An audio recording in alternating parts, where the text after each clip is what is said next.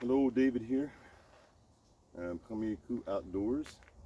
I am in the process of making a longbow out of a board. Went to the home. I've been working on this for about a year or so. Last time I actually worked on it was 9 months ago. Believe it or not, I had 3 months less. Several months I couldn't do anything, but I go step by step through a video process of 20 chapters with Dan Santana. Look up board bow build, and Dan Santana is the author. He's really very good and narrates it and demonstrates it, and he's even got illustrations, written illustrations that you can look up. He divided everything by chapter, and it's a real long process, and he just breaks it down step by step. So anyway, I'm to the point of this is a red oak board bow, called it a board bow because I went to Home Depot, picked out like a inch and a half by like 1 inch or 3/4 inch thick board, red oak, and so I measured it. I measured mine, decided I'm 6'2", and so I measured mine to be 72 inches, and then I made the nocks inch shorter so it'll be 70 inches, and then I cut it down, and then with the piece that I cut down, I used some real good wood glue, glued on the block, and put it in a vise for the handle, and let that dry really well. Cut what's called the fades here with coping. Should have been a coping saw. I couldn't find my coping saw, so I had to do it difficult with my hacksaw. It wasn't real easy, but I did it, and then just use a file to file it down. So then it's still roughed out. The edges are still rough, and I'm kind of like maybe halfway through with the process actually. So I roughed it all out, and right now I'm had used the rasps and things to get it kind of roughed down. So now I'm at the stage where I'm doing what's called tillering. And tillering is basically taking off wood a little bit at a time, where so that it will bend to the degree that I want it to. I'm shooting for approximately 40 pounds, 45 pounds right now with the Longstring Tillering, what's called Longstring Tillering. I created a Flemish twist long-string with a D55 string that I bought a spool of, and he showed you how to make that as well. And I made a long crude jig for my bowstring, and created the bowstring. But anyway, so, and that's the way you check to see that if it's bending correctly. So the last time I attached the string, and then I built a tillering tree, and that's another chapter. Built a tillering tree where I was able to use my rope and pulley, and had this set on the top of the block of the tillering tree, and I pull a pulley that's set, and then I'm able to determine how much it's been, and I take photos of it, and I send the photos into the a Reddit forum that's sponsored by Dan Santana Archery, and then he gets a chance to look at it, and some of the other bowyers get a chance. The bowyers, somebody that makes a bow, bowyers look at it, and they tell you what they think, where it's bending too much or not enough, or where it's too stiff, where you need to take off more wood. And so this is my third tillering session, and so this is the front profile, the side profile. So when I had it pulled to the long string to about 28 inches, and both sides were bending. Let's see, this is the upper limb, this is the lower limb. I can tell just by the way the handle is made. I have the handle a little bit curved, more curved here. for the outside of I'm left-handed. This is my left hand. The camera's reversed, but so what the first tillering it was bending too much in these inner limbs, okay, and that the inner limbs were too stiff, I think, and it was bending right at the edges of these inner thirds of the limbs, and so they said work on the outer limbs. So I did that this last time. Had a anyway, this is my third tillering.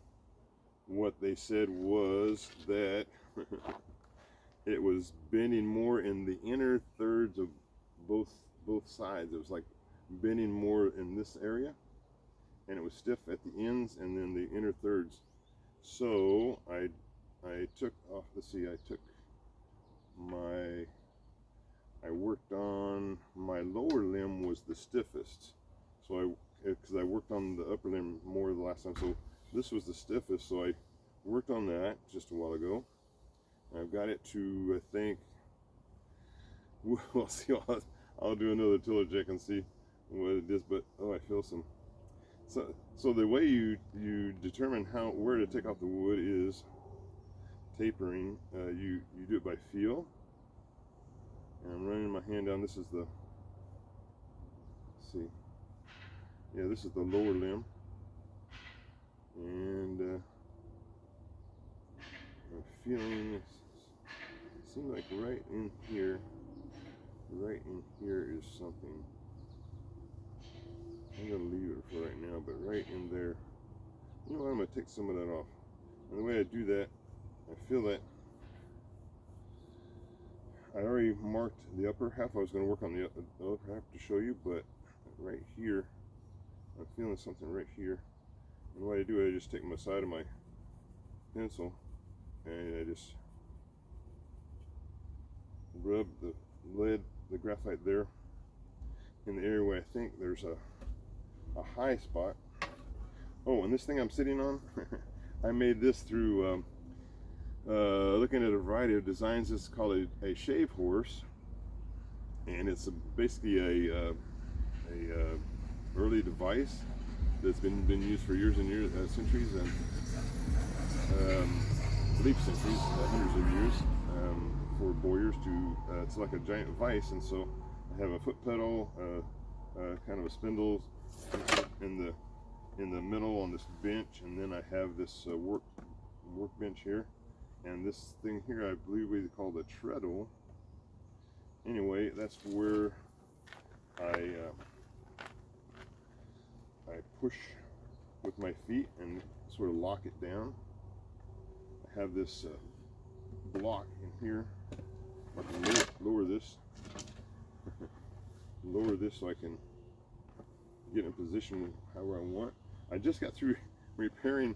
I was working on it and I broke the right board of my. I try to use found objects that I just had with my house to make it. Some of them are cut wood that's, you know, from limbs and things that I've had for firewood and cut trees, and some of this apple tree wood and different things, and then I had some boards for the bench and 2x4s for the side here.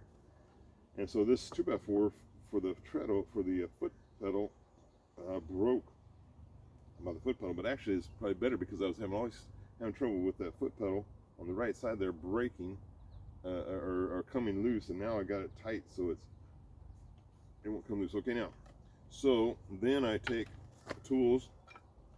My main tools I'm working with are to take the wood off, to scrape the wood, to shave the wood, hence the name shave horse.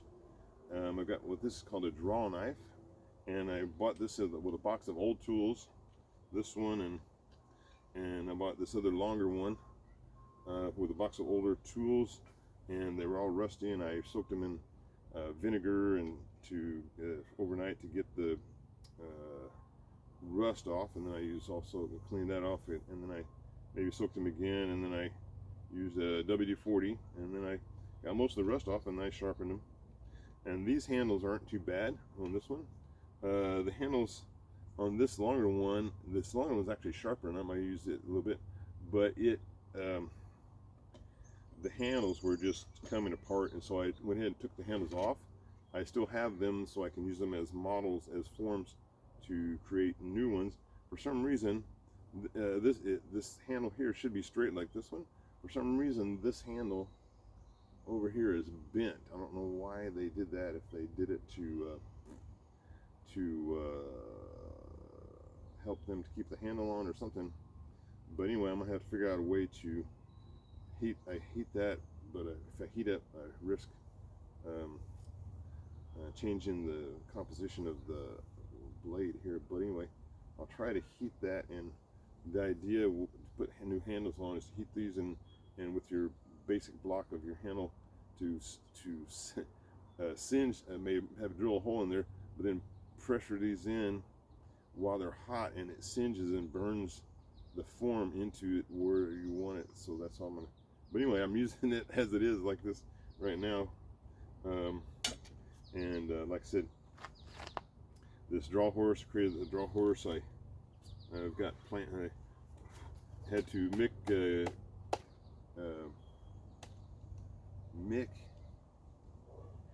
Grewcock, I think is his name. You can look on it, how to build a shave horse, and he's a British guy.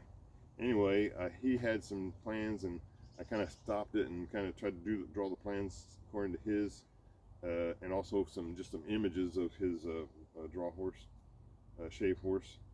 And then he's shorter than I am, so I increased a few of the lengths here and there to accommodate my size. And so anyway, it works out pretty good. This is a more straightforward. There's all different kinds of elaborate ones that you can find on YouTube and looking up, and ones that come from the center instead of the vise on the outside. Some come from the center of the bench, but I like this design. It's real straightforward, easy, and again, I just used objects from I found around the house. I don't think I spent any money. The only he had some dowels or heat connected. These are all using hole and peg and socket method for connecting everything. And the only thing I didn't use, he had some dowel rods, or straight peg and sockets through the end of this board here to make it, and it would just bend up with the pegs. But I didn't like that, so I went ahead and used a door hinge for this work table here. So anyway,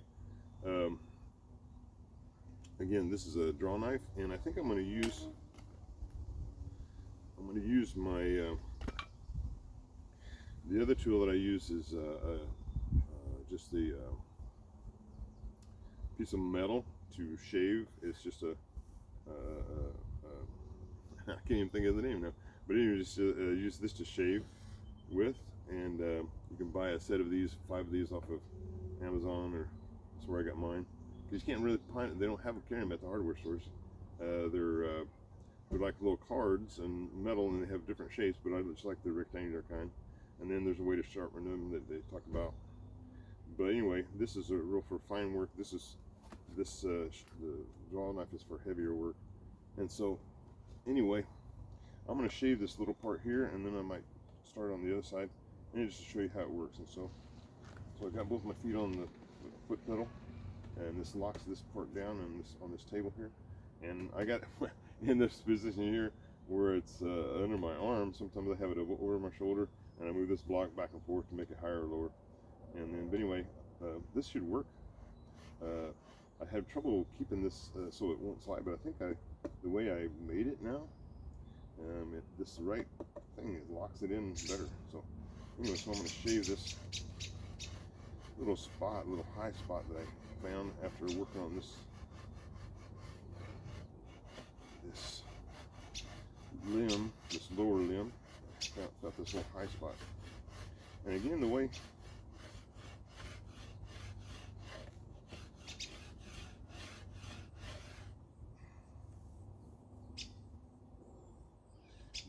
you tell whether need more wood come off again is the tillering method I showed you with images and then showing the other guys and having them look at it.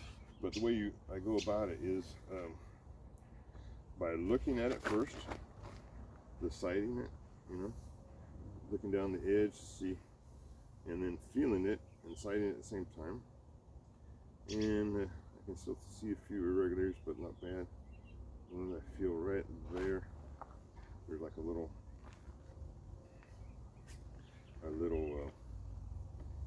something there. I'm gonna take this little thinner one, and this is more fine work. Okay, rough there.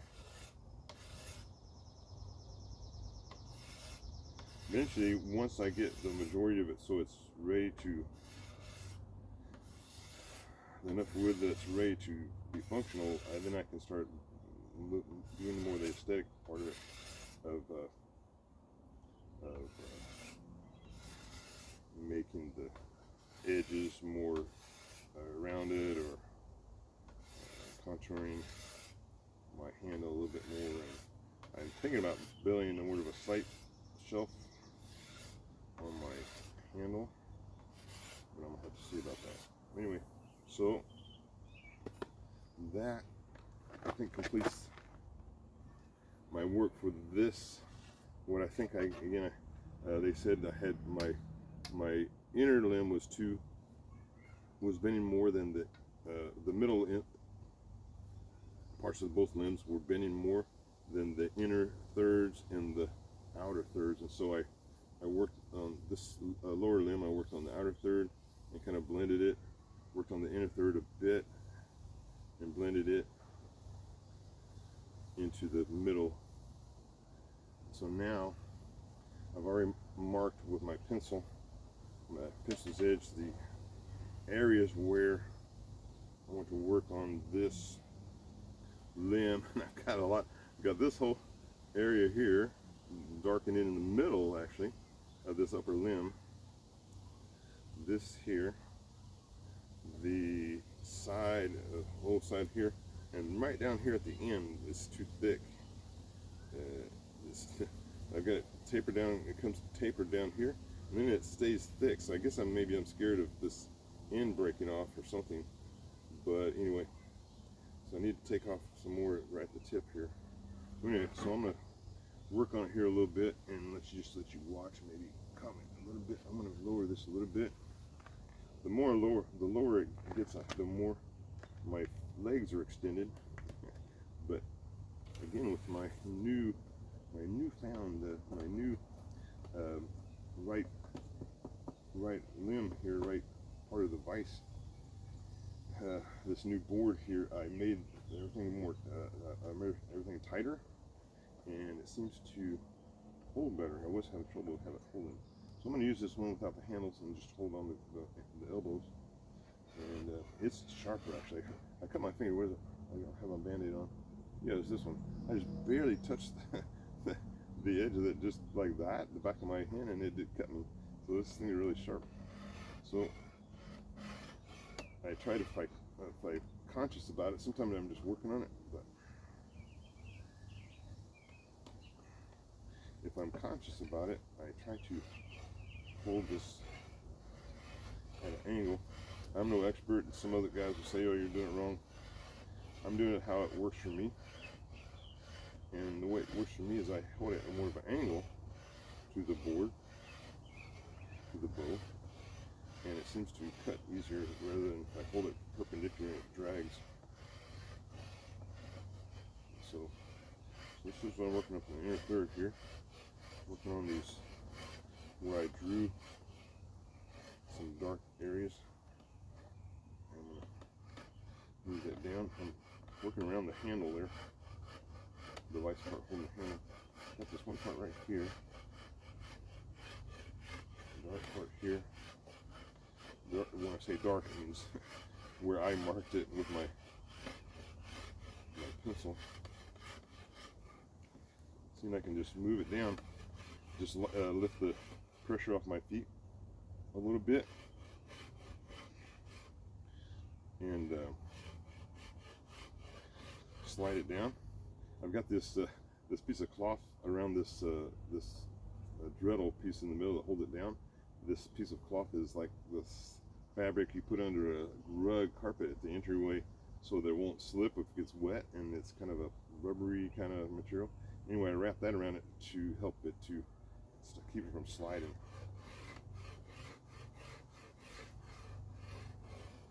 So I'm getting a little bit into the middle area here, but that's where I saw the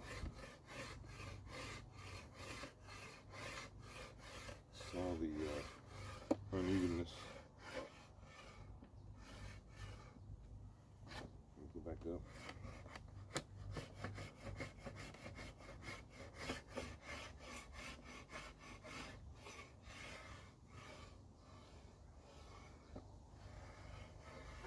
I'm doing siding here.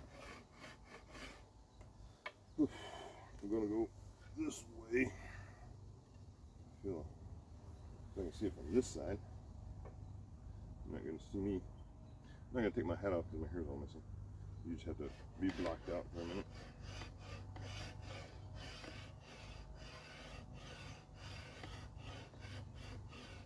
Again, I marked it with a pencil on the side, the divided in thirds, so I have more of an idea of where I'm at. And I marked it with my side of my pencil.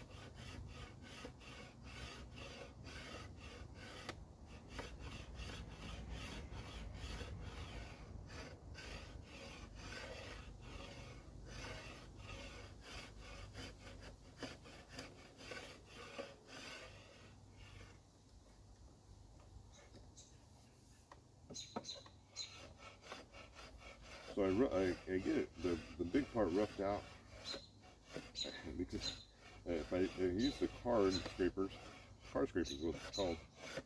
If I just use the card scrapers, you know, they talk about, well, taking 20 swipes or so and then checking it,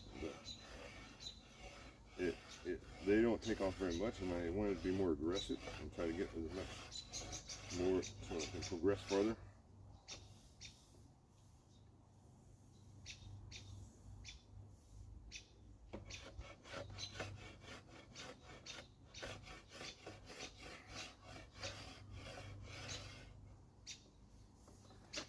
So now I'm gonna look in, feel.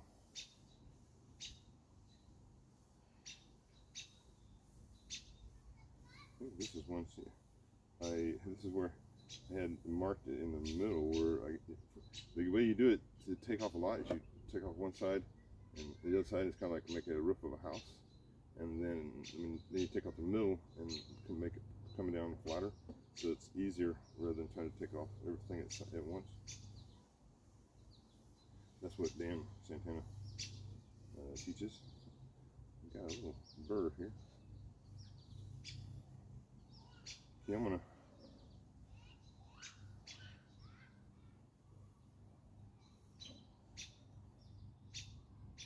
trying to sight it. I'm going to go down and work on this end of this area where I said the end here.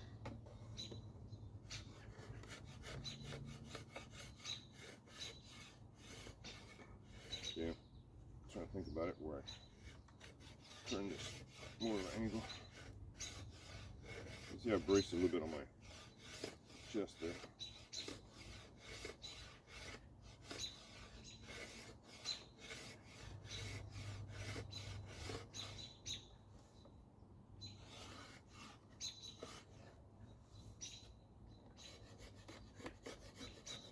See if I don't have enough pressure on it, it'll slide.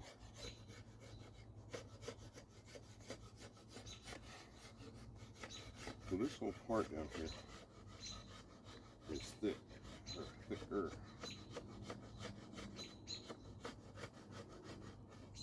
So I'm going to put that up. I can see it.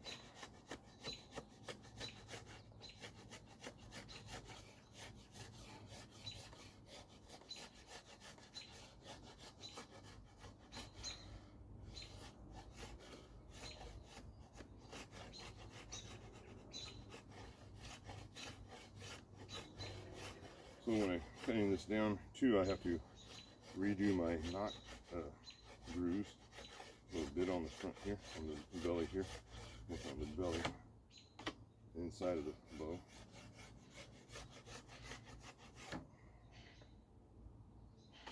Yeah, this skin is just, seems like it's really big compared to the thickness of the other side. I'm going to take that down.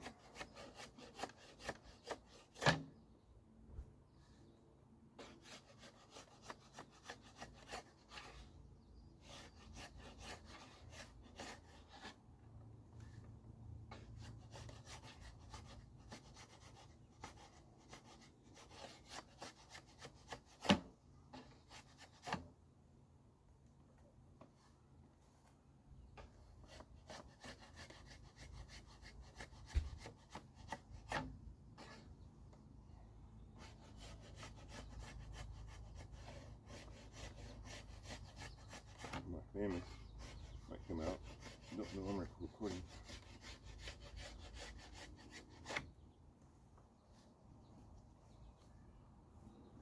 Just want to see if somebody's coming out. I heard a door open. See how this needs a bit more pressure. Oop.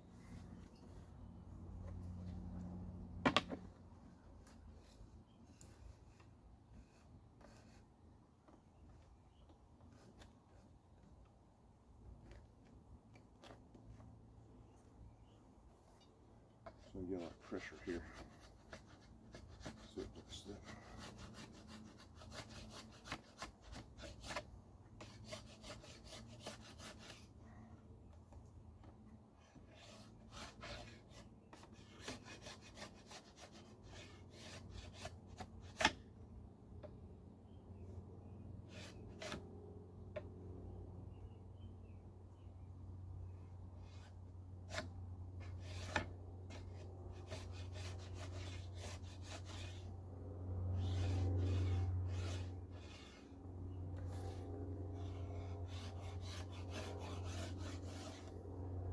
Okay, now I've gone over that old side with the pieces, the areas that I thought were high and even. Now, we've got an airport not too far from us. We're right in the path. There's a private airport this way, big international airport that way, and then they fly right over it. It's not like a prop plane. Anyway, so I'm going to start back up here at the fades, and here's my car scraper. Get this table down where I can see things. With the car scraper, I don't have really much pressure of it pulling as the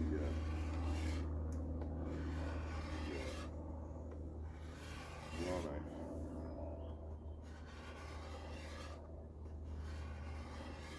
Notice I keep this hard scraper at an angle, so it has that, the edge is like this, and there's a little burr on the edges. I can flip it over. Burr that you can't really, just kind of feel, you can't really see it. So I'm dragging this, so what I'm doing now is kind of smoothing out the areas where I use the draw knife, any rough spots I can feel.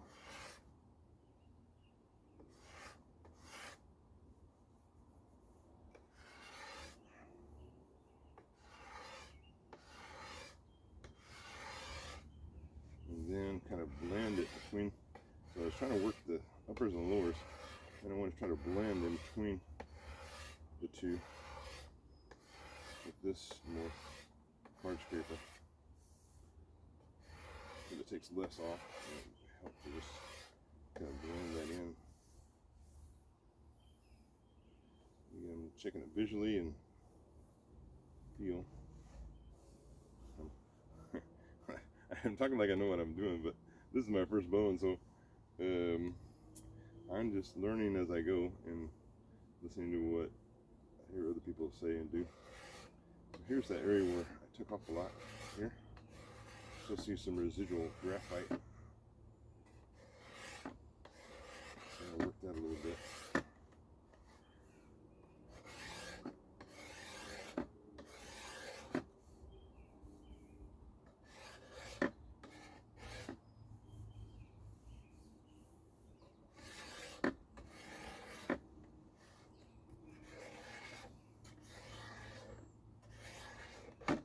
So anyway, this is called a longbow.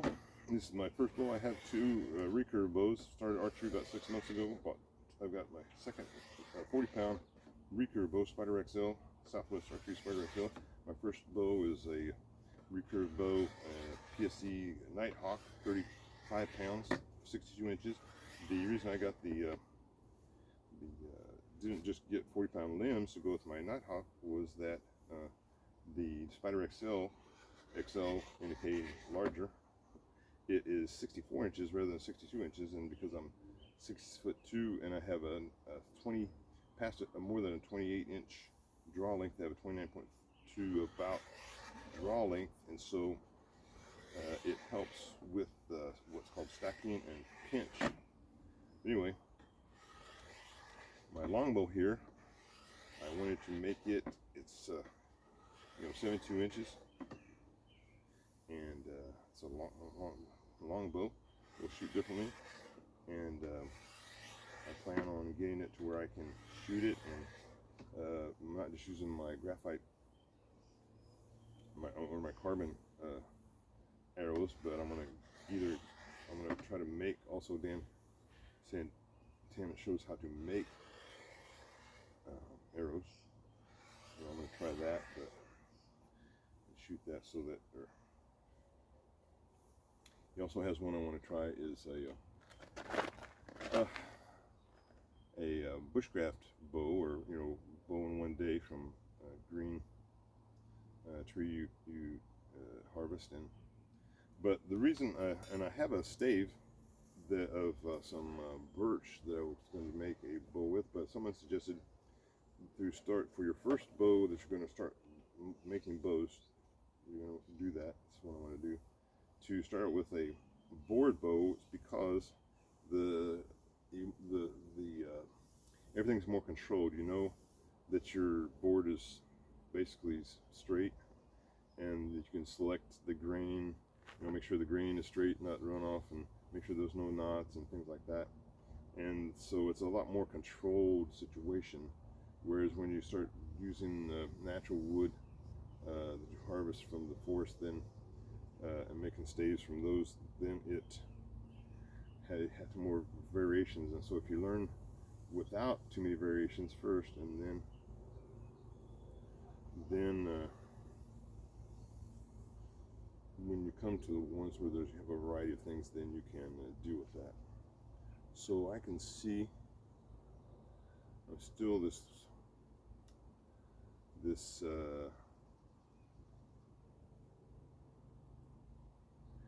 outer third of this still needs some taken off. But anyway, I'm going to do that in a little bit. This video, I don't know how long it's gone, but if you're still with me, again, this is David here with Premier Coup Outdoors. I'm showing all of my different interests. This is bow making. The first time I've showed anything about bow making with my longbow, red oak longbow, my draw horse, my tools, my draw knife, card scrapers, my shave horse that I made. So I look up Mick Grewcock, I think is his name, British guy, how to make a draw horse. And he's an older guy with glasses, and he's real, I like his videos. He's got somebody who's working with him, not just a set camera. He's got a variety of shots, so he's got somebody that's helping him with the videography. But anyway, check that out. Check out Dan Santana, and if you want to be interested in how to make a board bow, I think he has uses it in maple wood instead of red oak. Maple board bow build, and it's 20 chapters. Each chapter's section, he has broken down, it's about, you know, several minutes, 5 minutes each or something like that, or 7 minutes each, and it's about an hour and a half video. I can't remember how long it is altogether, but anyway, it gives you all the details, everything you want to know, all the things. And then again, if you're not sure about something, you go on the Reddit forum, ask a question or show them your bow and tillered, and they'll give you suggestions, and it's been helpful for me so far. And usually it gets to you after not very long. And here, Dan Santana himself, and plus the other archers that are there, other bowyers that are there. Bowyer, B-O-Y-E-R, Bowyer is a bowmaker. Okay, well, may the Lord bless you, and please like and subscribe, and keep watching, and check out my other videos in hiking, geocaching, archery, beginner archery struggles. We got an archery tournament coming up, and my son and I are planning a epic canoe camping adventure here in a few weeks, and might have some of that in there. I'll see if my son, probably try to not include too much of my son in it, so that, you know, at least maybe his back, or just he's there, or maybe his voice from the side. But anyway, we're going to La Pêche Lake, and the only way we can get to the campsites is by canoe, and we have to get prepared and load all our gear in canoe to make the trip. And we got a new to us van, and have to figure out how to put the luggage rack up so that we'll haul the canoe. Anyway, Senor Benis, may the Lord bless you, and until next time, like and subscribe, and help me get to 50 videos, 50 likes, 50 subscribers, so I can do live stream videos. And appreciate it. Thank you very much.